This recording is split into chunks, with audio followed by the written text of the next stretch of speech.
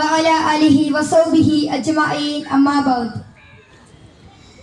ബഹുമാനപ്പെട്ട ഉസ്താദുമാരെ, പ്രിയപ്പെട്ട കൂട്ടുകാരെ, മറ്റു മുതിർന്നവരെ, അസ്സലാമു അലൈക്കും. ഇന്ന് 2025 ജനുവരി 26 റിപ്പബ്ലിക് ഡേ. രാജ്യം ലിഖിത ഭരണഘടന നിലവിൽ വന്നതിന്റെ 76ാം പിറന്നാൾ ആഘോഷിക്കുന്ന ഈ വേളയിൽ നിങ്ങളോട് 2 വാക്ക് സംസാരിക്കുവാൻ കഴിഞ്ഞതിൽ ഞാൻ ആദ്യമായി അല്ലാഹു തആലയെ സ്തുതിക്കുന്നു.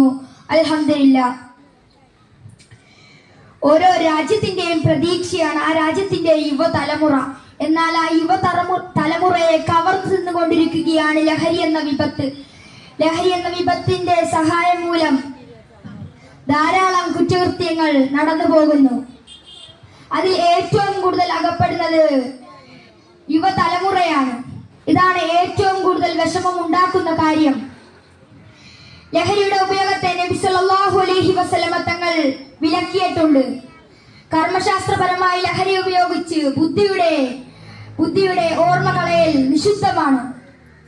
ലഹരി ഒരു മനുഷ്യനെ മൃഗമാക്കി മാറ്റുന്നു എന്നുള്ളതിന്റെ ഉത്തമ ഉദാഹരണമാണ് നാം കഴിഞ്ഞ ദിവസം അടിവാരത്ത് കണ്ടത്. ചെറുപ്പത്തിൽ ഉപ്പ് ഉപേക്ഷിച്ച മകനെ സ്വന്തം ജീവിതം തന്നെ സമർപ്പിച്ച് വളർത്തി വലുതാക്കിയ ഉമ്മയെ, കഴുത്തിനും മുഖത്തിനും ജീവൻ നൽകിയതിന്റെ ഫലമായി ആ 23 വയസ്സുകാരൻ ഉമ്മയെ ആഞ്ഞു വെട്ടിയപ്പോൾ ലഹരി അവനിൽ ഉണ്ടാക്കിയ മൃഗത്തിന്റെ കാഠിന്യം എത്ര വലുതാണ്. ലഹരി തലക്കി പിടിച്ചാൽ നമ്മൾ എന്തും ചെയ്യും. വാസ്തവത്തിൽ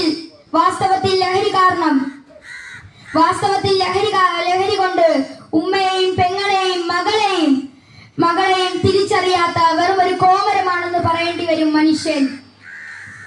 അത്രയേറെ ഞെട്ടിക്കുന്ന വാർത്തകളാണ് സമൂഹത്തിന്റെ നാനാഭാഗത്തു നിന്നും കേട്ടുകൊണ്ടിരിക്കുന്നത്.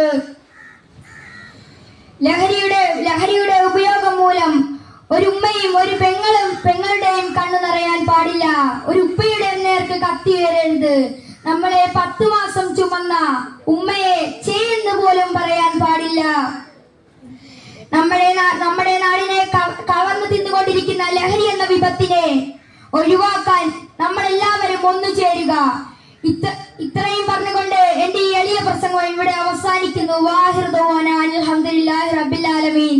അസ്സലാമു അലൈക്കും വറഹ്മത്തുള്ളാഹി തആല വബറകാതുഹു.